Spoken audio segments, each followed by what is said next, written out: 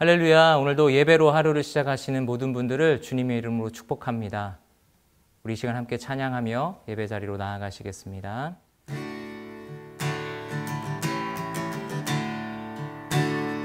대산을 넘어 험곡에 가도 길 가운데로 걸어가며 주께서 항상 지키시기로 약속한 말씀 변치 않네. 하늘의 영광 하늘의 영광 나의 맘속에 차고도 넘쳐 할렐루야를 힘차게 불러 영원히 주를 찬양하리. 캄캄한 밤에 다닐지라도 주께서 나의 길 되시고 나에게 밝은 빛이 되시니 길 잃어버릴 염려 없네. 하늘의 영광 하늘의 영광 나의 맘속에 차고도 넘쳐 할렐루야를 힘차게 불러 영원히 주를 찬양하리. 광명한 급이 마음에 받아 찬란한 천국 바라보고 할렐루야를 힘차게 불러 날마다 빛에 걸어가리. 하늘의 영광 하늘의 영광 나의 맘속에 차고도 넘쳐 할렐루야를 힘차게 불러 영원히 주를 찬양하리. 할렐루야를 할렐루야를 힘차게 불러 영원히 주를 찬양하리. 아멘. 이들이 말했습니다. 주께서 참으로 살아나셨고 시몬에게 나타나셨다. 그러자 그 두 사람도 길에서 있었던 일과 예수께서 빵을 떼어주실 때 그들이 그분을 알아본 일을 이야기해 주었습니다. 그들이 아직 이런 이야기를 하고 있을 때 예수께서 바로 그들 사이에 나타나셔서 말씀하셨습니다. 너희에게 평화가 있으라. 그들은 유령을 본 줄 알고 놀라며 무서워했습니다. 예수께서 그들에게 말씀하셨습니다. 어째서 두려워하며 마음에 의심이 일어나느냐. 내 손과 내 발을 보라. 바로 나다. 나를 만져보고 쳐다보라. 유령은 살과 뼈가 없다. 그러나 너희가 보다시피 나는 있지 않느냐. 예수께서는 이렇게 말씀하시고 그 손과 발을 보여주셨습니다. 그들은 너무 기쁘고 놀라워 오히려 믿기지 않았습니다. 그때 예수께서 그들에게 물으셨습니다. 여기에 먹을 것이 좀 있느냐. 그들은 구운 생선 한 토막을 갖다 드렸습니다. 그러자 예수께서는 그들 앞에서 생선을 가져다가 잡수셨습니다. 할렐루야. 3월 30일 수요일 아침입니다. 오늘도 세상이 주는 두려움을 부활의 능력으로 이기는 저와 여러분 되시기를 예수님 이름으로 축복합니다. 기독교는 부활의 종교입니다. 우리의 신앙에서 언제나 흔들리지 않는 부활이 바로 신앙의 초점이 되기 때문입니다. 바다를 향해 하는 배가 밤에 폭풍을 만나면 심하게 요동합니다. 경험이 많은 선원들도 때로는 비틀거리며 멀미를 하기도 하지요.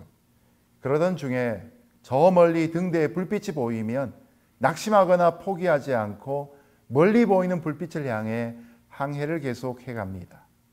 바로 이처럼 기독교 신앙의 등대는 부활이라는 사건입니다. 인간의 실존은 믿음이 있어도 이처럼 동요되기도 하고 회의에 빠지기도 하며 불안에 들기도 합니다. 그러나 흔들리지 않는 믿음이란 믿음의 근거를 자신에게 두지 않고 하나님께 두는 것입니다. 그런 믿음이 우리를 두려움과 불안, 염려와 걱정으로부터 자유롭게 해줍니다. 자, 오늘 말씀은 예수님의 제자들이라도 불신해서 믿음에 이르게 된 과정이 있다는 것을 보여주고 있습니다. 아울러 소수에 불과했던 부활의 증인들이 점점 확장되어져 가는 과정 또한 보여주고 있습니다. 우리가 살아가는 이 세상에도 꼭 이와 같은 일들이 있기를 소망하며 함께 하나님의 말씀 묵상해 보겠습니다. 이들이 말했습니다. 주께서 참으로 살아나셨고 시몬에게 나타나셨다. 그러자 그 두 사람도 길에서 있었던 일과 예수께서 빵을 떼어주실 때 그들이 그분을 알아본 일을 이야기해 주었습니다. 엠마오로 가던 두 제자는 부활의 주님을 만나고 즉시로 일어나 예루살렘으로 되돌아갔습니다. 그곳에서는 11사도와 예수님의 장례를 준비했던 여인들을 포함해서 다른 사람들과 함께 모여 있었습니다. 그들은 십자가에서 예수님이 죽으실 때 낙심하고 뿔뿔이 흩어졌다가 예수님의 장례를 치르며 다시 모이게 되었습니다. 그러던 중에 부활하신 예수님이 마리아에게 처음 나타나시고 다음으로 시몬 베드로에게 나타나셨습니다. 예수님의 죽음이라는 큰 두려움에 휩싸여 있던 중에 이제 부활의 소문이 조금씩 퍼져나가고 있었던 것입니다. 흩어진 제자들이 다시 모이며 이런 주님의 부활에 대한 대화가 주를 이루고 있을 때 바로 엠마오로 갔던 두 제자가 돌아와 자신들이 겪은 이 일을 이야기하기 시작합니다. 부활하신 예수님은 공통적으로 말씀을 통해서 자신을 증거하셨습니다. 예수님이 6월절의 어린 양으로 십자가에서 죽으시고 3일 만에 다시 살아나신다고 말씀하셨으니 우리는 이런 말씀에 기초하여 부활의 예수님을 믿어야 할 것입니다. 교회는 지금도 부활하신 주님이 주제여야 합니다. 일시적인 이 땅에 관한 자극적인 소재에 대해서 의논하고 생활의 유익을 퍼나가는 것보다 영원한 하나님 나라의 소망을 둔 대화들이 우리에게 필요합니다. 우리는 부활의 주님을 믿음으로 이 땅에서 진정한 하나님 나라를 맛보며 나누어주는 사람으로 살아가야 할 것입니다. 그들이 아직 이런 이야기를 하고 있을 때 예수께서 바로 그들 사이에 나타나셔서 말씀하셨습니다. 너희에게 평화가 있으라. 그들은 유령을 본 줄 알고 놀라며 무서워했습니다. 예수께서 그들에게 말씀하셨습니다. 어째서 두려워하며 마음에 의심이 일어나느냐. 내 손과 내 발을 보라. 바로 나다. 나를 만져보고 쳐다보라. 유령은 살과 뼈가 없다. 그러나 너희가 보다시피 나는 있지 않느냐. 예수께서는 이렇게 말씀하시고 그 손과 발을 보여주셨습니다.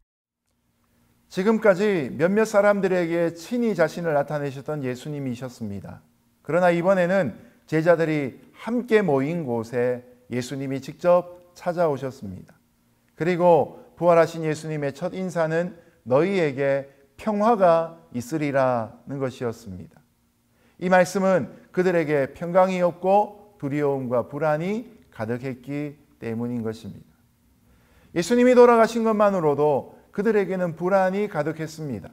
그런데 아직 믿을 수 없는 부활하신 예수님을 보게 되니 제자들은 예수님이 혹시 유령이 아닐까 생각하게 되고 이 때문에 더욱 놀라고 무서워하고 있습니다. 한번 생각해 보십시오. 문이 닫힌 방 한가운데 갑자기 예수님이 나타나셨으니 우리 또한 그렇게 생각할 법합니다. 원래 동굴에 오래 살다 보면 시력을 점점 잃어버립니다. 이처럼 제자들이 소망을 잃고 두려움의 동굴 속에서 영적인 시력이 망가져버리고만 모습을 보여줍니다. 정작 부활하신 예수님이 나타나셨는데 유령이라고 간주해버리기까지 하는 것이죠. 예수님은 그들이 두려워하고 마음에 의심하는 것을 또한 책망하십니다. 예수님은 자신이 유령이 아니라 육체로 부활하셨음을 여러모로 증명해 보이십니다. 먼저는 내 손과 발을 보라고 하십니다. 보고도 믿지 못하는 사람은 만져보고 쳐다보라고 또한 말씀하고 계십니다. 여기서 왜 하필이면 손과 발일까요? 자신이 살과 뼈가 있는 것을 보여주시며 영이 아니라 몸을 가지신 것을 증거하시고, 특별히 손과 발을 만져보라고 하신 것은 그 손과 발에는 십자가에서 못 박히신 상처가 남아 있었기 때문입니다. 예수님이 부활하신 것을 말씀으로 믿는 사람이 있는가 하면 부활하신 예수님의 몸을 보고 만지고서도 믿지 못하는 사람이 있을 수 있습니다. 여러분, 믿음은 증거의 문제가 아니라 믿는 마음의 문제입니다. 우리는 예수님이 영광스럽고 강하고 썩지 않는 새로운 모습으로 부활하신 것을 말씀을 통해 믿어야 할 것입니다. 그리고 때로는 그런 믿음이 부족할 때에는 보여주십시오라고도 기도할 수 있기를 주님의 이름으로 축복합니다. 그들은 너무 기쁘고 놀라워 오히려 믿기지 않았습니다. 그때 예수께서 그들에게 물으셨습니다. 여기에 먹을 것이 좀 있느냐? 그들은 구운 생선 한 토막을 갖다 드렸습니다. 그러자 예수께서는 그들 앞에서 생선을 가져다가 잡수셨습니다. 부활하신 예수님을 만난 제자들은 너무 기뻐하고 있지만 여전히 믿지는 못하고 있습니다. 예수님을 보고 너무나 놀랐기 때문이 아닐까 싶습니다. 예수님은 이들에게 무슨 먹을 것이 있느냐라고 질문하십니다. 그러자 제자들은 구운 생선 한 토막을 예수님께 드립니다. 그리고 예수님은 제자들이 보는 앞에서 그 생선 한 토막을 잡수셨습니다. 여러분, 생선 먹는 유령 보셨습니까? 아마 유령을 본 것도 쉽지 않은 일이겠지만 그 유령이 무언가를 먹는 모습은 상상도 못할 일일 것입니다. 예수님은 여기서 특별히 자신이 육체로 부활하셨음을 강력하게 드러내고 계십니다. 그 이유가 무엇입니까? 예수님 안에 있는 우리도 그와 같이 육체로 부활할 것임을 가르쳐주기 위한 목적이십니다. 우리가 흔히 부활장으로 알고 있는 고린도전서 15장도 바로 이런 주제를 다루고 있습니다. 육체의 부활을 부정했던 자들이 초대교회 당시에 가장 골치 아픈 이단이었던 영지주의자들이었습니다. 그들은 영혼만이 선하고 육체는 그 자체로 더럽고 악하다고 여기는 사람들입니다. 하지만 하나님은 육체를 선하게 창조하셨습니다. 다만 현재 우리의 육체는 죄에 오염되어 타락해 있을 뿐입니다. 우리가 장차 예수님처럼 부활하게 되면 본래의 하나님이 창조하셨던 당시에 선하고 강하고 거룩한 육체를 회복하게 될 것입니다. 바울은 이런 부활의 육체를 가리켜 신령한 몸이라고 표현하고 있습니다. 현재 입고 있는 육신의 장막을 벗고 예수님처럼 신령한 몸으로 부활하는 것, 이것이 모든 믿는 자들의 소망의 주제가 되는 것이죠. 예수님의 이런 부활의 몸은 우리의 지금 몸하고는 분명 다른 몸입니다. 예수님은 새로운 몸으로 부활하셨기 때문에 시공간의 제한을 받지 않으십니다. 그래서 갑자기 사라지시기도 하고 갑자기 나타나시기도 한 것입니다. 이런 예수님이 바로 부활의 첫 열매가 되십니다. 그러므로 우리도 예수님과 동일한 그런 몸을 갖게 될 것입니다. 우리는 부활의 주님을 통해서 이 육신의 몸을 벗고 부활할 그날의 소망을 가지며 살아가야 할 것입니다. 이제 말씀을 맺겠습니다. 지금도 하나님은 성령님을 통해 우리를 찾아오시고 말씀하고 계십니다. 성령님이 예수님의 하신 말씀을 기억나게 해주시고 이해하게 해주시고 그 진리 가운데로 인도하시며 또한 하나님이 우리를 위해 무슨 일을 행하실지를 깨닫게 해주실 것입니다. 그러므로 무슨 일이 닥치든지 두려워하지 말고 주님의 말씀을 꼭 붙잡을 수 있는 저와 여러분이 되면 좋겠습니다. 오늘도 성령님이 인도하시며 하나님의 말씀으로 그 영광 가운데로 인도하실 복된 하루 될 수 있기를 예수님 이름으로 축복합니다. 함께 기도하겠습니다. 고맙고 감사하신 하나님 아버지, 우리에게 부활의 주님과 우리에게 보혜사 성령님을 보내주셔서 감사합니다. 오늘도 예수님의 말씀이 기억나는 하루가 되게 하시고 그 말씀으로 인해서 모든 두려움들을 덮고 주님의 인도하심을 따라 기쁘게 살아갈 수 있는 주님의 제자 되게 하여 주옵소서. 예수님 이름으로 기도합니다. 아멘.